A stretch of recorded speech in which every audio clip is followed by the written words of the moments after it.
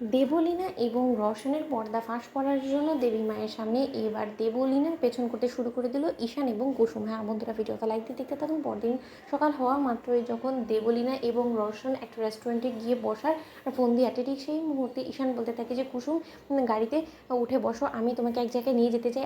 I hope যে সেখানে গিয়ে আমাদের কিছু একটা প্রমাণ তো জোগাড় করা হয়েই যাবে। ঠিক সেই মুহূর্তেই যখন সেই রেস্টুরেন্টে বসে থাকা কালীনই যখন দেবলীনা গড় গড় করে এঙ্গেজমেন্টের আগে ঘটে যাওয়া সকল ঘটনার স্বীকারোক্তিমূলক জবানবন্দি দিতে থাকে রওশনের সঙ্গে বসে, ঠিক সেই মুহূর্তেই সেই রেস্টুরেন্টে উপস্থিত হয়ে যায় ঈশান এবং কুসুম। এবং কুসুম বলতে থাকে যে ঈশানবাবু, আপনি আমাকে রেস্টুরেন্টে কেন নিয়ে এলেন বলুন তো। ঠিক সেই মুহূর্তে ঈশান বলতে থাকে যে এই রেস্টুরেন্টে এই কারণে নিয়ে এসেছি কারণ ও টেবিলে দেখো আমাদের কাছে যে কালপিট, সেই কালপিট দুটো একসঙ্গে বসে আছে এবং আম ড্যাম শিওর যে সেদিন যা কিছু ঘটনা ঘটেছে তার স্বীকারোক্তিমূলক জবানবন্দি ওরা অবশ্যই সেই টেবিলে বসে দিচ্ছে এবং তার সকল রেকর্ডিংটা যাতে আমি করতে পারি এবং সেই সকল এভিডেন্স যাতে আমি আমার মায়ের সামনে দাখিল করতে পারি, তার জন্য আমি সকল অ্যারেঞ্জমেন্টস করে রেখেছি। ওদের অজান্তেই আমি সেই টেবিলের মধ্যে রেকর্ডিংয়ের একটা সিস্টেম ফিক্স করে রেখেছি এবং তার পাশাপাশি আমি দূর থেকে ক্যামেরা বন্দি করে রাখবো ওদের দুজনের এই প্রেম লীলা। তারপরে দেখো হচ্ছে কীভাবে আমি দেবলীনার পর্দা ফাঁস করি মায়ের সামনে, কারণ এই ওয়েটারটাই আমাদের হেল্প করবে এই কাজটা করতে, কারণ আগে থেকে আমি ওয়েটারকে টাকা দিয়ে কিনে নিয়েছি। ঠিক সেই মুহূর্তে যখন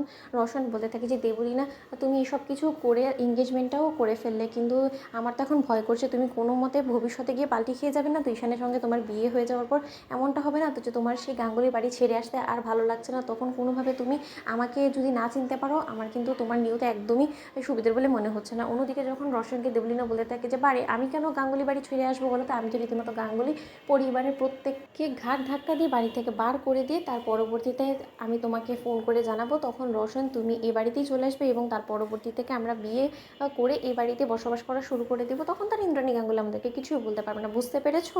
ঠিক সেই মুহূর্তে যখন এই সকল স্বীকারোক্তিমূলক জবানবন্দি যখন ঈশান এবং কুসুম নিজেদের ফোনে রেকর্ড করে ফেলে এবং দেবলীনা সেই কথাও যখন ঈশানের বুদ্ধি খাটানোর সেই রেকর্ডিং সিস্টেমের মধ্যেও রেকর্ড হয়ে যায়, ঠিক সেই মুহূর্তে ঈশান বলতে থাকে যে এবার তুমি কোথায় যাবে বাচ্চু।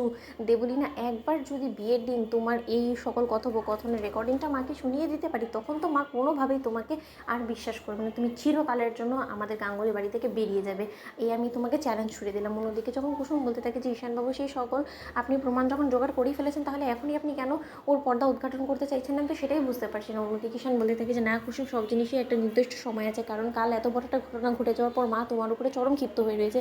এবার যদি কোনোভাবে আমি মায়ের কাছে গিয়ে দেবলীনা সম্পর্কে কথাগুলো বলি, মা কোনোভাবে আমার কথায় বিশ্বাস করবে না, রীতিমতো মা এটাই ভাববে যে আমি হয়তো তোমাকে ডিফেন্ড করার জন্য এইসব কথা বলছি এবং ভাইদাও আমার উপরে চটে আছে, তার নিশ্চয়ই তুমি বুঝতেই পারছো সিচুয়েশন এখনও হবে না। তো বন্ধুরা, কেমন সেটা সাবস্ক্রাইব করুন।